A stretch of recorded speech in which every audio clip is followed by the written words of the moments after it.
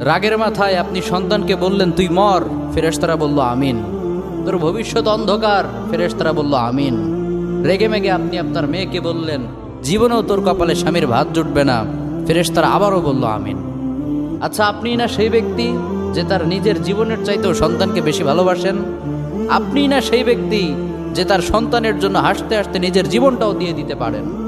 আপনি না সেই ব্যক্তি যে আল্লাহর কাছে নিজের চাইতেও সন্তানের জন্য বেশি দোয়া করে? তাহলে কি করে নিজের হাতে নিজের সন্তানের এত বড় ক্ষতি করতে পারলেন? Doesn't make any sense. Common sense বলতে কিচ্ছু নাই আপনাদের। আপনারা কি জানেন না আপনাদের রাগের মাথায় বদদোয়া করাগুলো ফেরেশতারা আমিন বলে? দাওয়াতুল ওয়ালিদ আলা ওয়ালাদি, বাবা মা তার সন্তানের জন্য যেই দোয়া করে সেটা ভালো হোক কিংবা বদদোয়া হোক, আল্লাহ সেটাই কবুল করে নেয়। এজন্য খবরদার, নেভার কার্স ইউর চিলড্রেন। রাগের মাথায় কখনো সন্তানকে অভিশাপ করবেন না। খুব বেশি রাগ উঠে গেলে তার জন্য উল্টা ভালো দোয়া করেন।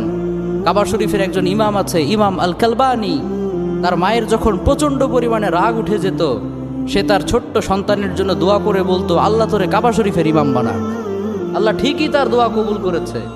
এজন্য খুব বেশি রাগ উঠলে ভালো দোয়া করেন। আপনার সন্তানকে বললেন আল্লাহ তোরে হেদায়েত করুক, আল্লাহ তোরে আরো বড় করুক, এরকম চমৎকার দোয়াগুলো করবেন।